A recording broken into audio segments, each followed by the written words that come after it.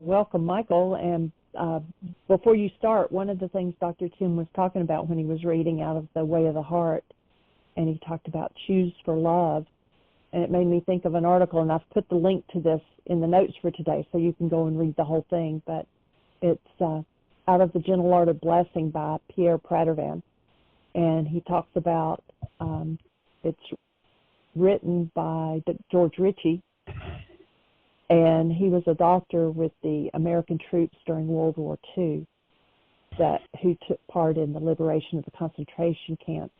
And there was a man who helped him because he spoke several languages, and they thought surely that he had only been there a few days or a few hours, because he had no signs of weariness. All the other people were drooping with fatigue and all that, and he seemed to have, all the strength and everything. And so they were really surprised when they found out that he had actually been in the camp for 6 years and had lived on the same starvation diet. He had slept in the same disease-ridden barracks as everyone else. But physically and mentally, he had not deteriorated. And so when they got to asking him about that, he said that when the Germans had come into his town, he had lived in a Jewish community, and when the Germans came in, they lined people up and just shot them down with machine guns, and that included his wife, 2 daughters, and 3 sons. And he begged them to kill him too, and they wouldn't, because he could speak German and he was going to be useful for them in the camp. And he said he decided right then that whether, he had been an attorney, and he had seen how hate destroyed people's minds and bodies.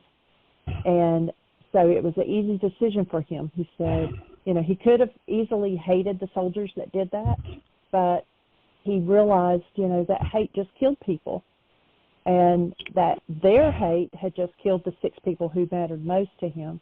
And he decided he would spend the rest of his life, whether it was a few days or many years, loving every person he came into contact with.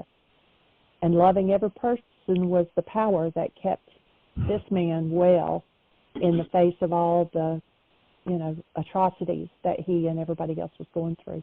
So yes, choosing love. It strengthens your mind, your body, your spirit. And so now I'll be quiet and I'll welcome Michael. Awesome. Glad you shared that, sweetie. That's so perfect. I had told Jeannie that, let me back up a little bit. I had shared in the last couple of days, we'd invested in some artificial intelligence software.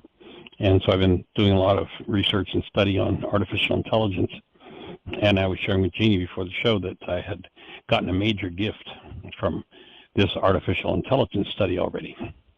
And that story is the perfect segue into the gift I've received from working with artificial intelligence. And, you see a lot of YouTube videos, and a lot of people are talking about, is artificial intelligence going to destroy the world? Is it going to take over and, become the destruction of the world? And what's become clear to me as I'm learning how artificial intelligence works is that the only thing that's ever created destruction in the world is artificial intelligence. And that carbon-based memory, remember, carbon-based memory can only replicate the past. All it can do is take what's happened in the past and formulate different constructs, perceptual constructs out of it. But that's all artificial intelligence does, is it takes all the information you feed it, i.e. the past, and then it follows instructions and does what you tell it to do. And so if you tell it to blame Bill, then the mind will hallucinate a picture, artificial intelligence, that will blame Bill. Bill's got nothing to do with what happened, but if my mind says it does, and I say, so we need to make up a story, a picture, an artificially generated reality that Bill's the problem in my life, then my mind will do that. And that's purely artificial intelligence. And the only real intelligence there is comes from love. Everything else is a cheap copy. We've said for years, the non-being mind has a cheap copy of everything that's real in the spiritual dimension. And the cheapest of these is intelligence. It looks intelligent, and it's stupid because it does the same thing over and over and over and over again. Remember, I was up in Alaska speaking, and one of the tongue-in-cheek lines that I often use in a workshop is the oxymoron of military intelligence.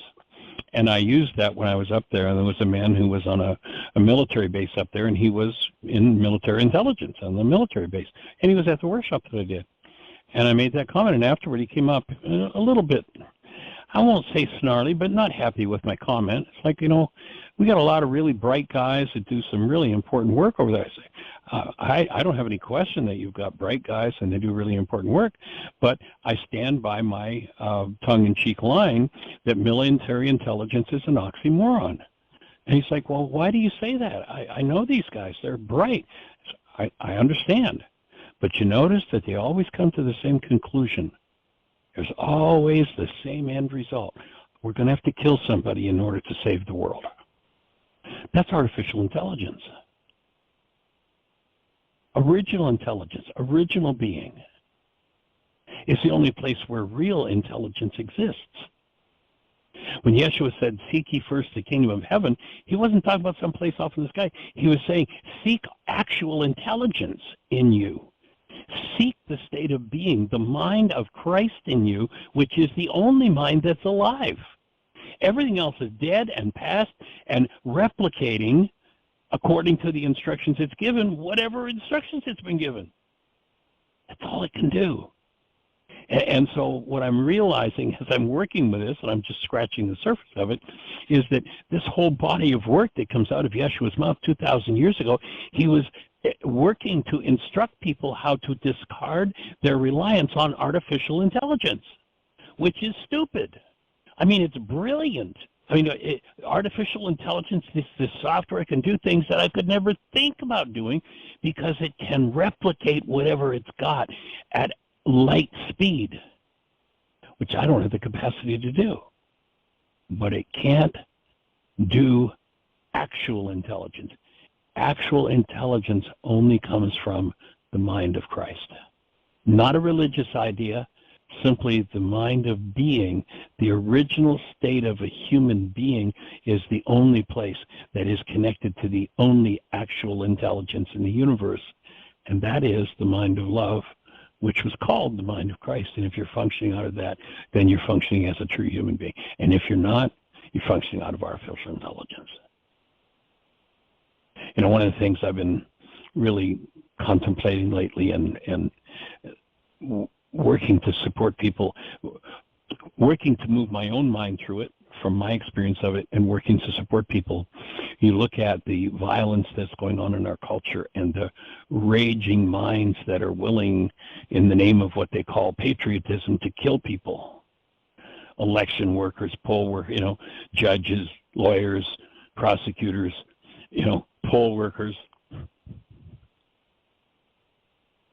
This is artificial intelligence operating. And when I look at,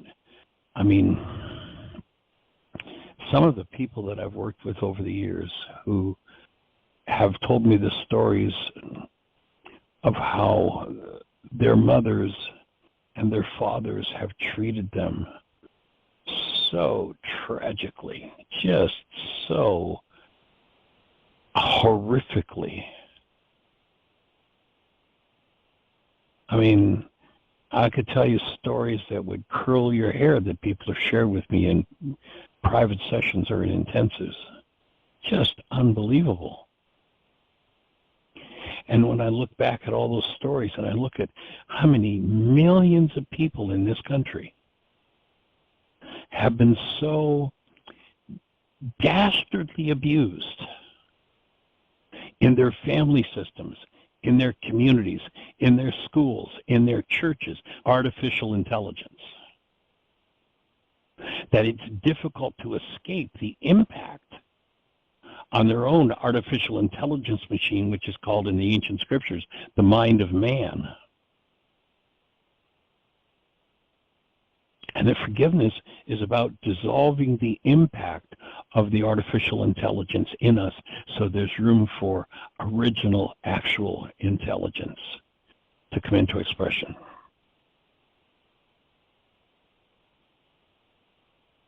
And the whole body of work developed 2,000 years ago was exactly about freeing people from the wiles, genius of the stupidity of artificial intelligence. Now, that may seem like an oxymoron itself, but the fact that this multi-generational database called a body-mind unit contains every reality, every thought, every feeling, it's like one of the things I'm seeing, one of the things we have to do with this artificial intelligence software is we have to load data into it. So I was saying the other day, we're going to go back and, we've got 5,000 hours of radio shows, so we're going to go back and we're going to load them all in this thing. And then in an instant, because of the power of the processing that it's got, which is far beyond what humans could do, it can go through all of that, and we could do a key idea query with it, tell it we want it to go looking for everything to do with healing through relationships. And literally every reference in 12 years, 5 hours a day or 5 days a week, an hour a day for 12 years, it can go back and in an instant summarize all of that and put it in a format that's written according to the way we want it to be expressed. So I could tell it that I want everything to do with healing through relationships. Out of that process, they call it training it. So now you train it on what you want it to do, you give it its instructions, and it just shoots it back to you. And you look at people who spent generations and generations and generations with rageful, alcoholic, drug-addicted, abusive, vile, violent, garbage-mouthed generational patterns. And once steeped in that, they tend to get locked in it. Forgiveness is about getting freed from that artificially instilled information so that the original intelligence has a space, the original state of being has a space to express and start to run its own life again. And when you look at the vile and violent stuff that's going on in our culture right now around politics,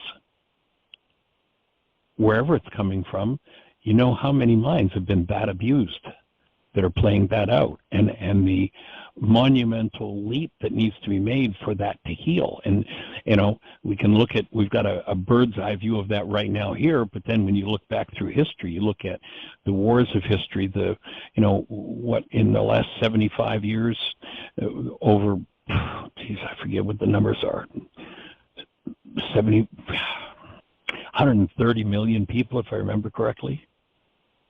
I mean, it's just crazy. Artificial intelligence is crazy. Because if you give it an instruction to kill, it will kill. If you give a human being an instruction to kill, it won't kill. It won't do it. Look at Yeshua. He comes out of the Garden of Gethsemane, and the man who's going to have him mercilessly slaughtered is injured. And what does he do? The man that he knows, his original intelligence knows what's going to be done to him, and it's brutal. And what does he do? He functions out of original intelligence. He reaches forward and he heals the man. Now, I've had people say to me, well, gee, that doesn't sound very smart, because did you notice that doing that got him dead? And I say, I noticed that healing the high priest servant got him dead. Did you notice that they couldn't keep him that way? That's the message that he came to bring. The message of original intelligence and what it's capable of. So that's what we're here to support. And that's what it's all about, Elfie. So if you have any thoughts on that, about that, our call-in number, if you're on one of those stations where we can't see you, is 563-999-3581.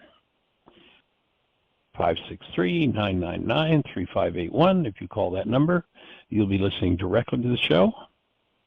And then if you push 1, that'll raise a hand in the control panel, and we'll be having a conversation.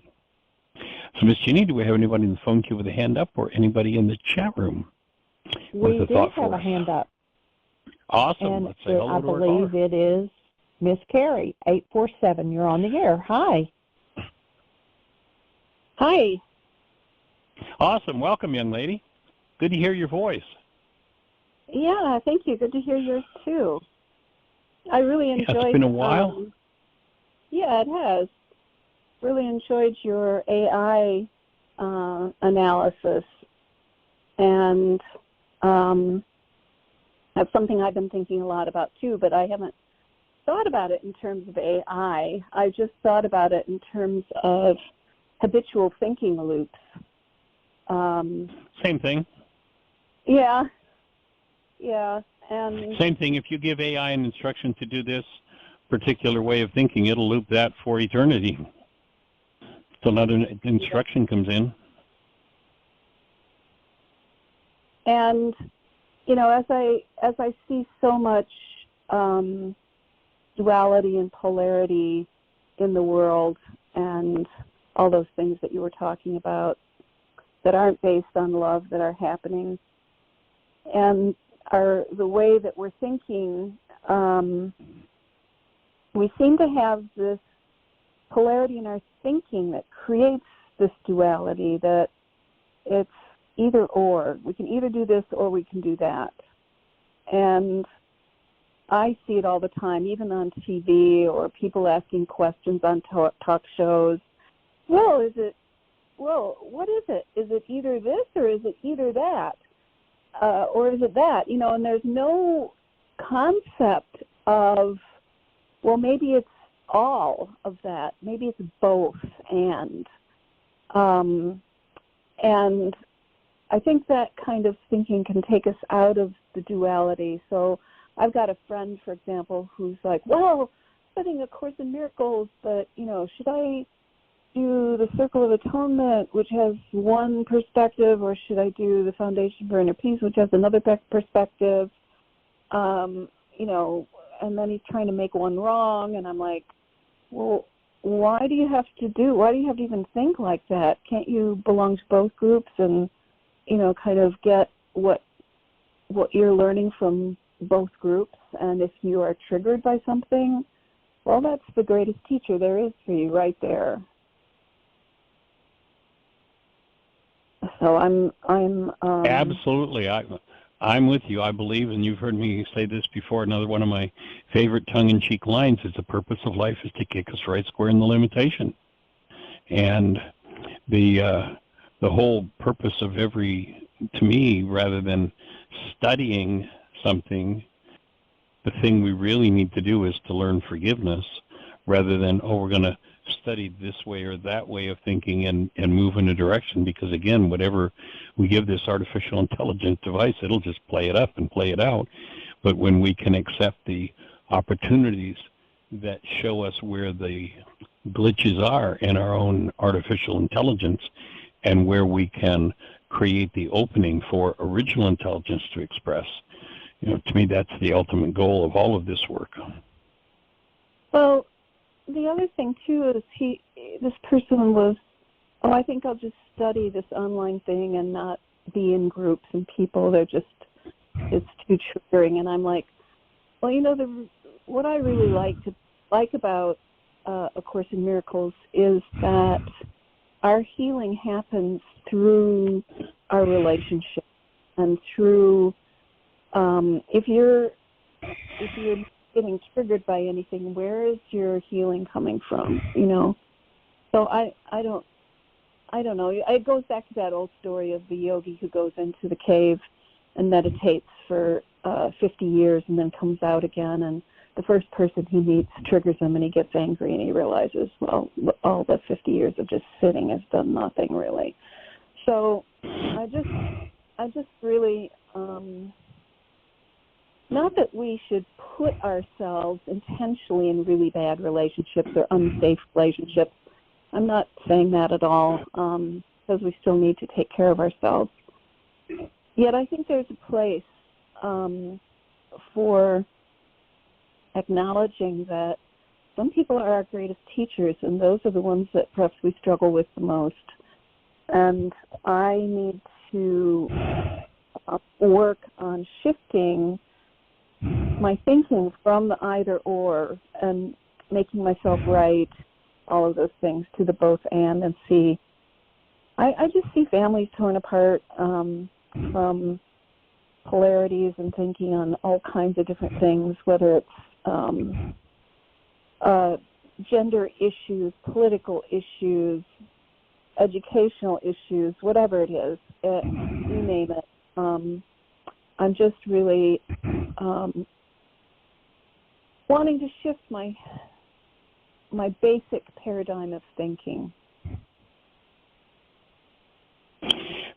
For me, one of the things that I hear you alluding to, or a perspective that might help move in that direction, is to recognize that when I say, I'm really upset because, that I'm now about to spit out one of my power person's lies, one of my generational lies, and I'm not upset because, and I never have been, and nobody has ever been upset over anything. There are just upsets that people hold in their minds, different qualities of upset. There's the rage upset, and the hate upset, and the fear upset, and the sadness and the grief upset. And so I'm grieving over this having happened. No, you're not grieving over that having happened. You have grief in you, and that, yes, has brought it up, and you can attach your grief to that. But it's not about that. It's about the grief that's in you. If you face it and you apply forgiveness to it, then this situation that you think is the cause of your grief will be the vehicle that takes you to the healing of your grief or your rage or your guilt. But every time we play the game of, I've got a disturbance about that, rather than stopping at, I've got a disturbance and I've got healing to do. And it's such a huge, because this artificial intelligence device has been given the instructions so many times, and the instruction is somebody else is to blame. I mean, literally, virtually every one of us raised in this Western culture, there might be one exception in the last 100 years. I don't know. I haven't met that exception, and I'm certainly not that exception. But every one of us, by the age of 4, became card-carrying members of the one world universal religion of blame. And to escape from that loop and to just recognize the reason I'm feeling this is because this is in me. And the way I avoid feeling this which is in me is by saying, I'm feeling it because of you. I'm feeling it because of him. I'm feeling it because of the world. I'm feeling it because of what they did over there on the other side of the world. I'm feeling it because of what happened next door. No, I'm feeling it. This is to me like one of the biggest, for me, I'm now projecting here. This has been one of my biggest learning things, is to recognize the reason I'm feeling this is because my physiology, my artificial intelligence has the capacity to generate this. That's why I'm feeling it. That's the only reason I'm feeling it. And when I can take ownership of it, that's when I can begin to unravel and remove it. Otherwise, my mind has to fabricate a lie. The artificial intelligence in me has to fabricate a lie that I'm feeling this because Harry did this. If Harry hadn't done that, I'd never be feeling this. Well, excuse me, I talked to you of last year. Didn't you tell me you were feeling? Oh, yeah, well, that was Bill's fault. That was, oh, no, that was Hortense that time, yeah. And then I remember about 5 years ago we had a conversation. You said you were feeling this, and that was because of your dad. Oh, yeah, right. Yeah, that. Guess what? The biggest piece of learning, I think, is I'm feeling this because it's in me. And when I can take that level of ownership, then I can begin to change it. And not until then. That ownership is like the key piece. So difficult because people are flooded with trauma. They're flooded with intergenerational trauma through their cellular structure, through whatever. And trauma is in everyone. It's not just for people who appear to be acting out. But right. It's also an equal opportunity employer. Right. It's also for those who have those feelings that are coming up and as you say, are projecting them outwards. So I think healing our trauma through the forgiveness work, even though I have recognized this for years and I do some of the work, I can't seem to consistently do the work. And I've gotten to the place now, where I need that third force. I need that outside assistance with somebody I can work with on a regular basis, on a weekly basis, to do the forgiveness worksheets, to explore deeper into those trauma reactions.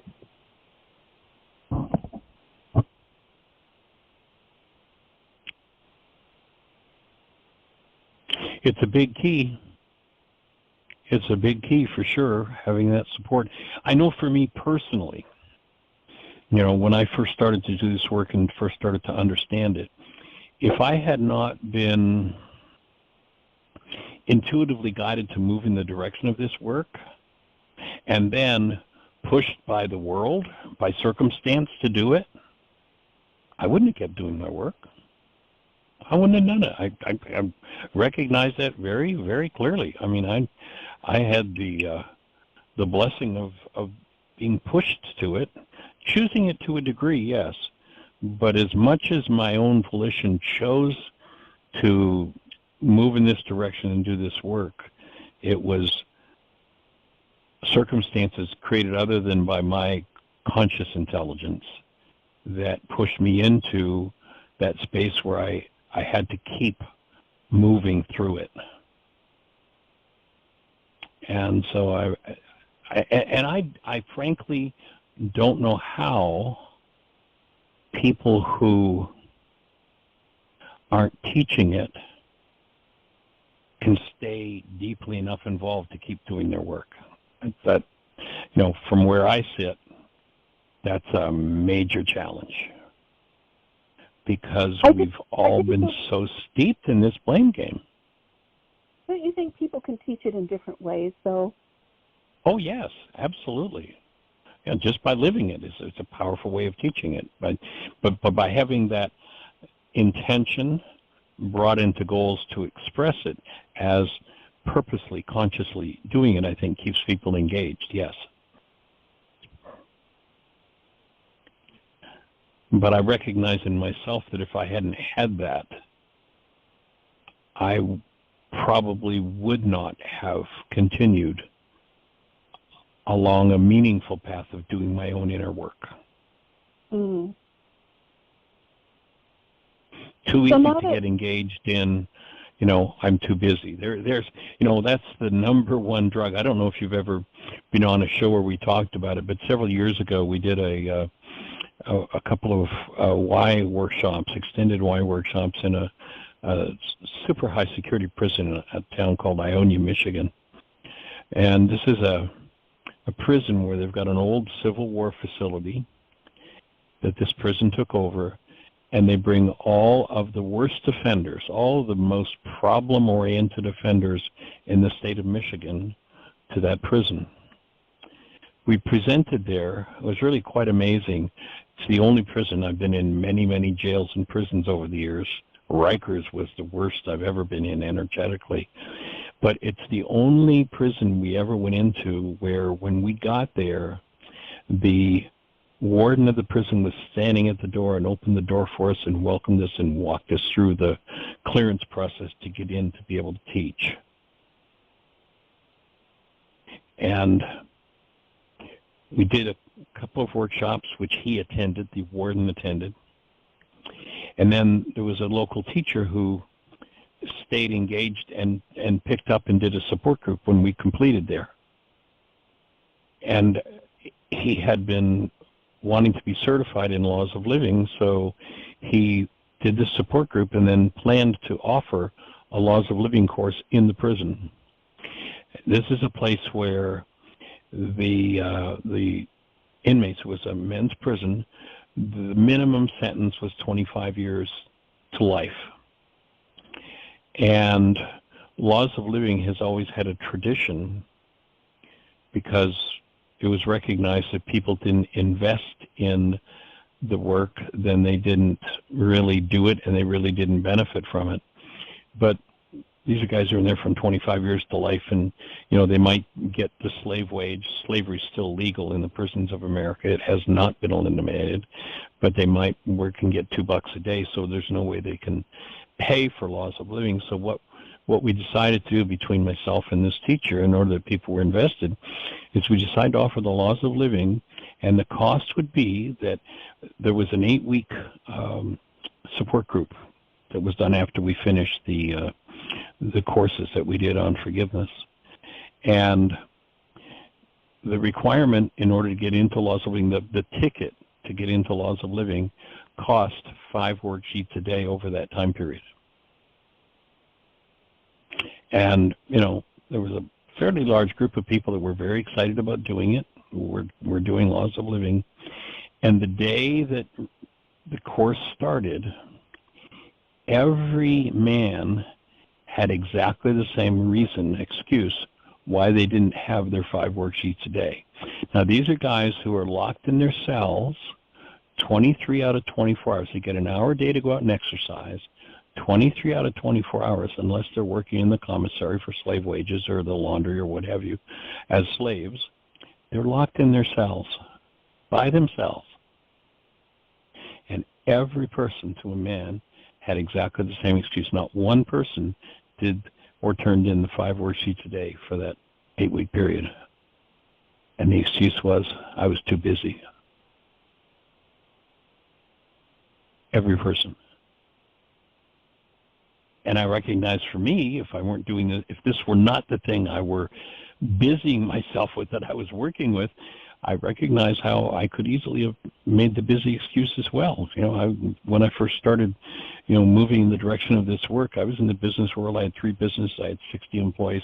I worked 9 hours a day, 9 days a week, 28 hours a day. And that certainly would have been my story. So I understand it. And it just takes engagement, for sure. It takes a level of And for me, I discovered the best way to become a full-time student of the work was to become a full-time teacher of it. Yeah.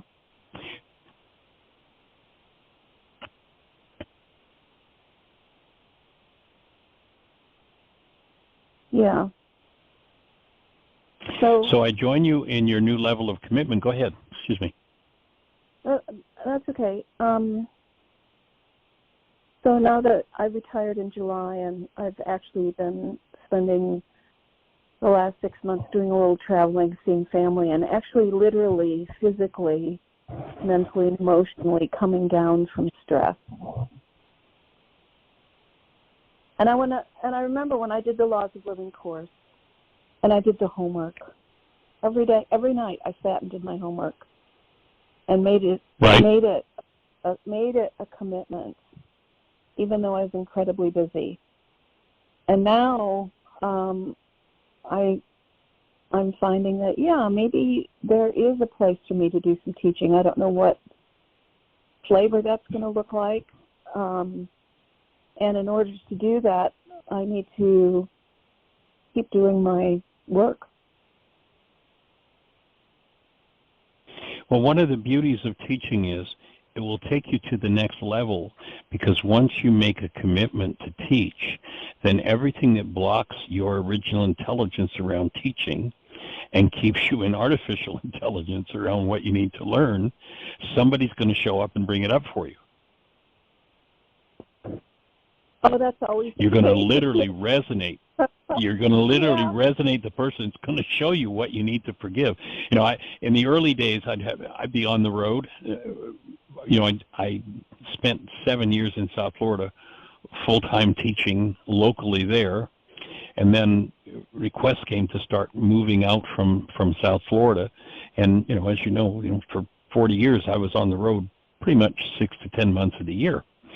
And I'd have people who'd come to, say, teachers training say, I'm going to do Michael Rice. I'm going to go out on the road, and I'm going to teach here and there and there. And I'd say, no, stop.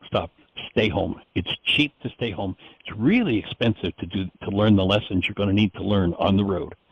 Stay home until the major pieces that you're going to need to work with through, the people who carry the 2x4 to come hit you upside the head with it, it's a whole lot easier and a whole lot cheaper to stay home and learn those lessons before you go on the road, because doing it on the road gets really tough and really costly. Yeah. I've given that piece of advice to more than one person. Yeah.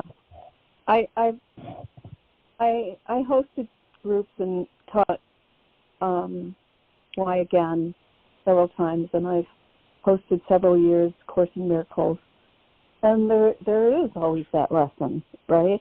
It's always there, and it doesn't matter, though, what relationship you're in. If you're in a teaching-student relationship, if you're in a family relationship, a work relationship, there's always those people who are going to show up and remind you what's inside yourself, what's inside me. Exactly. You know, what is inside me that needs to be healed. The purpose of life is to teach us forgiveness. I think that's, once we move out of our original intelligence into artificial intelligence, the whole purpose of life changes, and instead of being a space in which we consciously create our lives, it becomes the impetus to heal our lives. It shows us what we need to deal with and what we need to move through. That's the purpose of life. Now, once we get a mass of people who start doing that, then we're going to get to what the real purpose of life is. And that takes it all to the next level.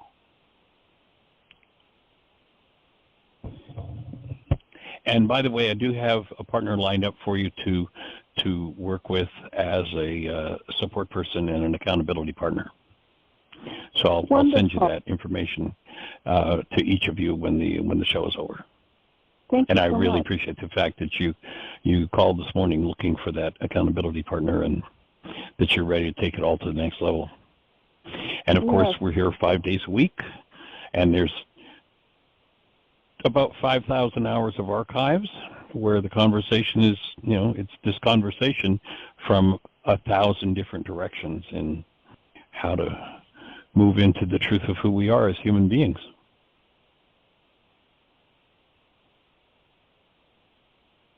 Thank you.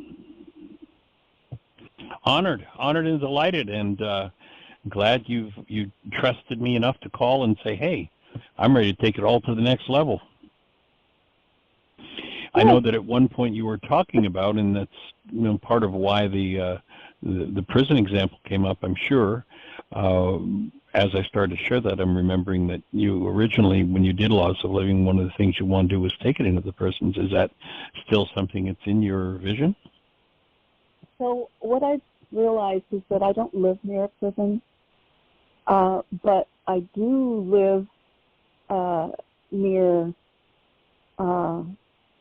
places where people are on parole. And right. I local jails work well. Yeah. We had a thing called social services, or in Albany, Georgia, and we worked with the local sheriff and the local jail until we emptied his jail, and then he got rid of it because he didn't have any income. It was because there was nobody to put in jail. Yeah. A lot of local jails work on a per diem from the state or from the federal government. They get paid for every person that's in a bed that night, and if there's nobody there, they don't get paid. Yeah, that's so right. Not overly happy when you empty their jails, but if you get to the point where you're emptying a jail, that's a good sign you're definitely on the road. Well, prisons and jails are big business now, and there's private companies that huge run business. these. And they've even uncovered things where they've had relationships with judges to make sure that they still there. Oh yeah, judges getting paid to put. There was one case, I don't remember exactly where it was, where this judge was sentencing kids, young people coming before him to jail and he was getting paid by the jailers, by the private prisons, and 1, 2, 3 administrations back that was outlawed. And then in 2016, boom, private prisons came back in because it was all about show me the money. Mhm. So That's the big forgiveness thing there too. I have to work through, just the whole prison system. Well, it became a business, and unfortunately, I think there's in many cases, it's kind of like the inmates are running the asylum, and the people, I've seen several cases where the people running the system should be in the jail. And when we get back to the real purpose, one of my mentors was a fellow named Asa D. Kelly, who was a Superior Court judge in Albany, Georgia. And this man put thousands of people behind bars over his tenure on the bench, and he never punished one person. He would explain to people when he was sentencing them that his job, that the community had taken up a collection. This is how we used to say it to prisoners. Your community has taken up a collection and built a building with bars around it, and they've asked me to decide who's safe in the community, who isn't. And I really honor my community, and you're not safe in the community, so I'm going to put you behind bars. Love you, brother. Really care for you, but you're not safe in the community, so you can't stay here. And prisons have a very valid place in this society, at least at this stage, and that is to isolate those who would harm others from the general population.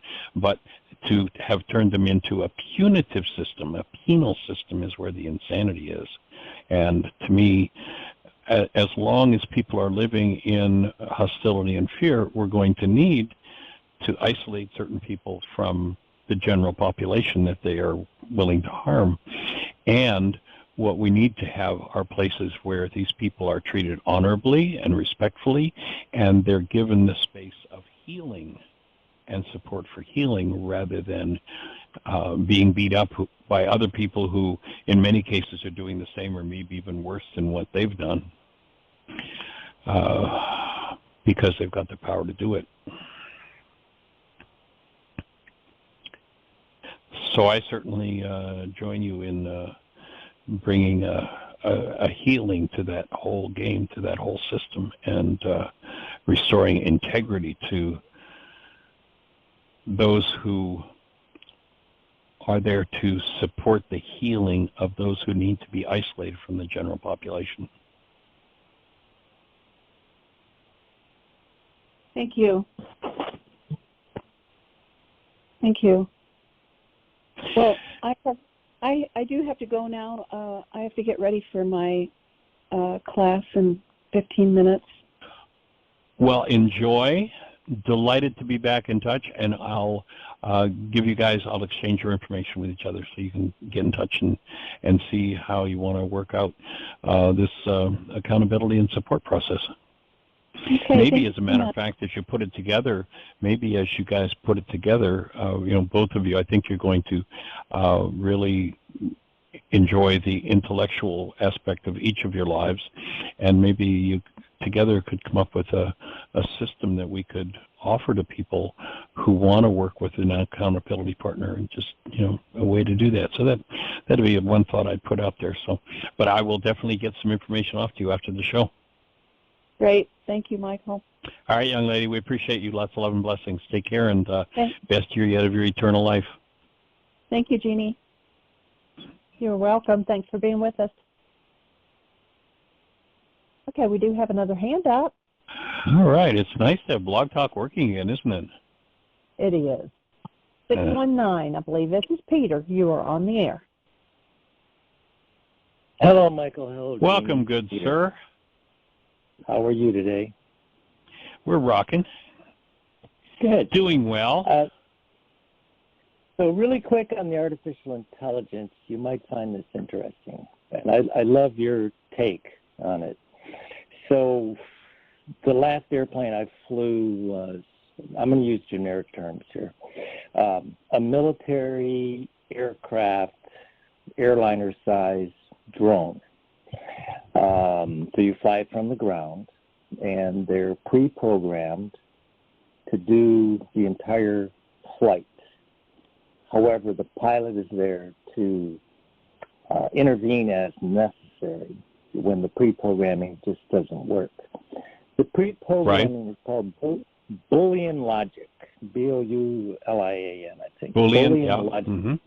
Yep. Right. Which is basically if then this. If then this. 0, 1, 0, 1, 1, 1, 0. It's pretty simple.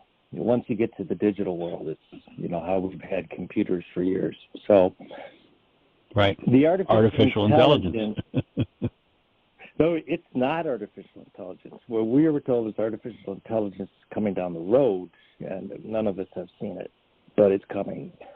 And it is where it goes through enough if-then I do this, if-then, a million times, and then it starts, what they say, thinking for itself, right? Where it learns that maybe that if-then isn't good, so I'm going to do this if-then.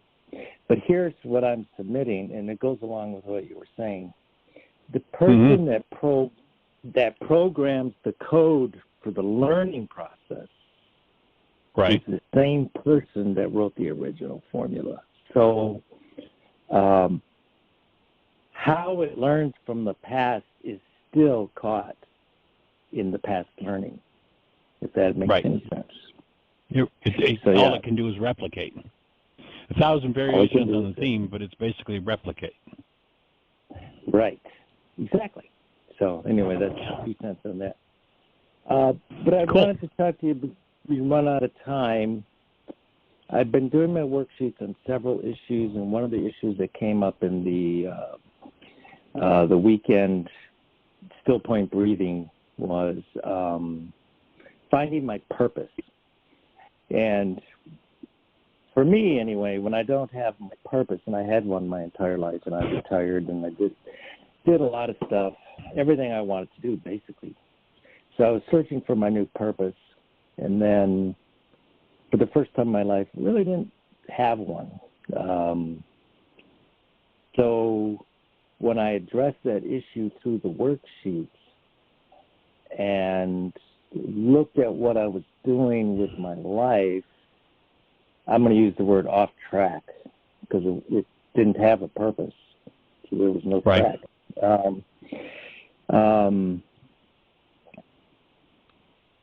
But I decided to let my purpose be shown, whatever it is. Now I know I'm finding out what my purpose is. But in the process of the worksheets, there's a section in there that says I'm willing to go through the physical, emotional, and spirit. I think it's spiritual. The 3 items. Physical, mental, emotional. Yep. Mental. Sorry. Symptoms of healing. Yep. Symptoms of healing. Well, I ended up in the ER with a GI bleed.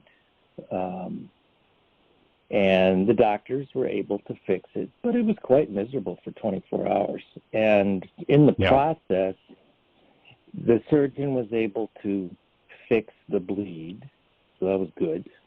That's gone. And the second one is they go, we're reading your body now, and you don't need all this insulin anymore. You don't need any of this. We did a CT scan. Your organs are fine. So my question was this on the physical aspect of the healing process. Are you willing to go through it? I was willing to go through it. I was 100% willing to go through it, and I dreaded it, but I knew something good would come out of it. And it has. I keep getting amazed at how fast this goes. But now they're talking, you may not even need insulin at all. Your diabetes might just go away. And 2 weeks ago, you're really in bad shape. So I just want to throw that out there in your comments while we got time. Well, my offering is that, first of all, if we start looking at life through the eyes of energy rather than through what we've been artificially trained to believe about a world of bodies and conflict and this and that, and all the stuff we've been taught to believe. And so for me, a starting point of that, and this goes back for me decades ago that I came across this quote from Albert Einstein, where he says, "On such things as matter we have been all wrong. What we have heretofore called matter is energy, energy whose vibrations have been so lowered as to be perceptible to the senses. There is no matter." So if Einstein's correct, then you do not have a body. A body does not exist. Something that the brain makes up is looking like a body exists, and for want of a better term, we'll call it an energy system. And we've been trained to think all sorts of things about the energy system, and if we've been trained to this set of instructions in the energy system, then the energy system works the way it's been instructed to work. That's basically what artificial intelligence does. But when you realize that it's not a physical device, I mean, you know, the world that believes in material medicine only says, oh, well, you've got a dysfunctional ABC part, and since that ABC part is dysfunctional, you're going to have this disease forever, and we have this magic pill, which if you take it, you'll live. Now, you may have body parts that will drop off and fall apart and dysfunction, and, you know, the symptoms that you'll get from the solution we're going to give you may be far worse than the disease, but, you know, that's the way it goes. And so an energy is introduced that creates all kinds of disease processes in order to pretend to fix an existent disease. So once you get to that point, you recognize that every drug is a disease disguised as a cure.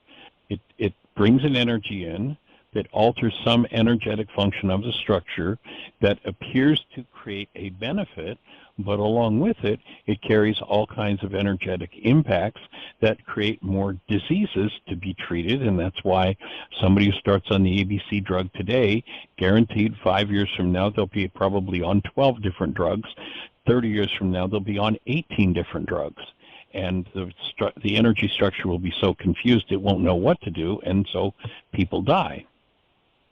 Now, when you realize that this energy system is an energy system, and that when we bring a sin energy, remembering in the Aramaic language the word sin is simply an archery term that means off the mark, if I bring an energy in that's off the mark, and I recognize that my mind functions through every cell in my energy system, and if I put a particular energy into a particular set of cells, then the impact on that particular set of cells, when it's a dysfunctional energy or sin, somebody's going to label that the ABC sin, the ABC disease, i.e. diabetes. Load the pancreas up with grief, the pancreas tends to dysfunction, and now we've got sugar issues. If I do the work required to remove the interfering energy, then the organ, because it never was an organ, it was an energy system functioning either well or poorly, when I remove the interfering energy, the organ system goes back to proper function again. Now we are in the end result at this stage in our existence of generations and generations and generations of trauma-based sin, energetic patterns that don't belong in the human system. So we have all kinds of diseases going on within our structure. If you go back to the Aramaic language and the creation story, you go back to the original creation story, and you hear about this pretty bright group of people, bright enough that they know enough about astronomy to write pretty accurately about what's going on in the stars and the planets and the moon and such. They've done a pretty good job of writing about it. But then you hear that this group of people ends up getting lost in a 35 square mile hot sandy place called the desert, and they get lost there for 40 years. Now, when you think logically about that, a group of people who understands astronomy is in a 35 square mile area. They know the sun comes up in the east and sets in the west. How long is it supposed to take them to get out of that 35 square mile area? Could they possibly be lost in that area for 40 years? No, that's silly.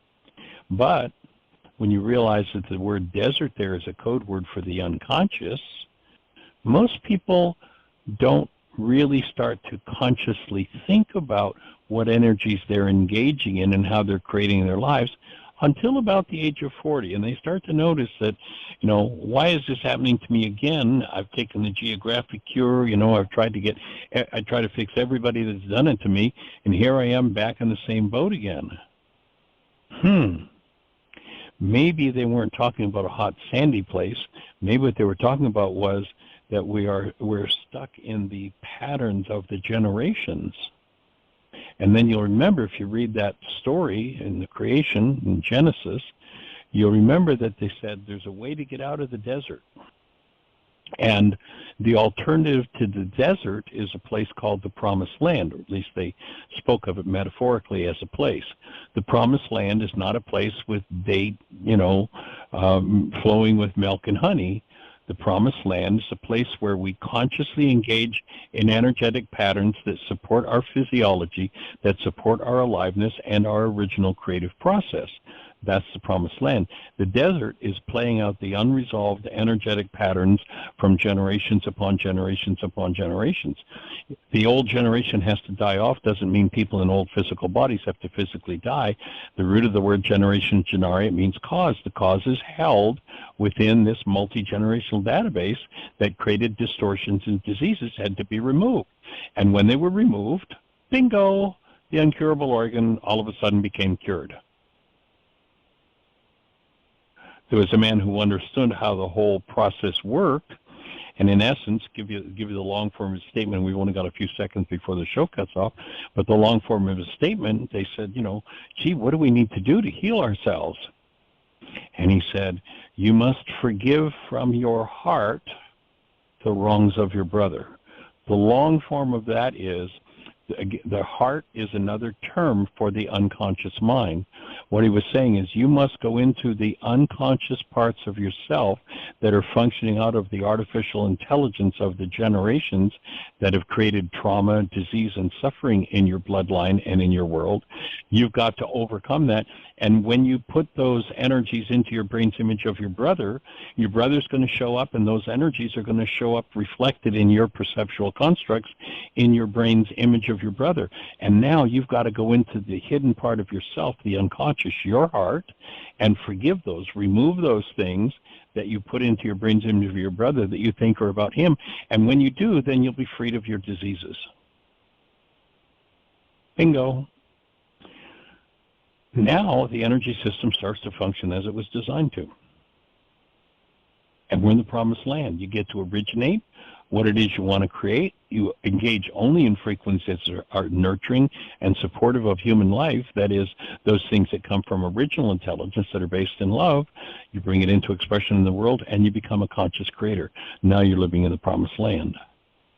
And there is absolutely no incurable disease, because there's no body to be diseased. There are only energies that don't belong. When we learn and become willing enough to experience, feel, and work through those energies, then we free ourselves of all of the disease patterns of the generations. That's living in the Promised Land. Does that make sense? Totally makes sense. So that's what it's all about, Elfie. That was good. It just, again, same with the other event with the love of my son, which is wonderful. Of the speed at which this occurs is just blowing my mind. Instantly.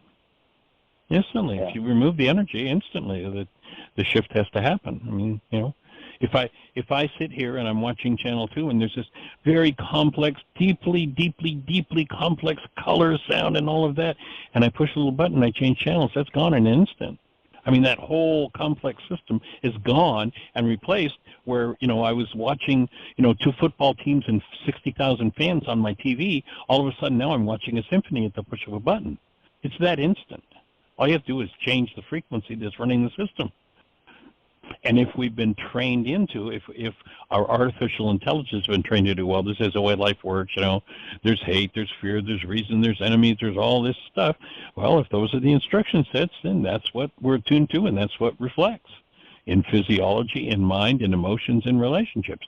If I choose to stop playing the game that what I'm experiencing is everybody else's fault, I confront it and bring it to the presence of love, and it's dissolved, that's all.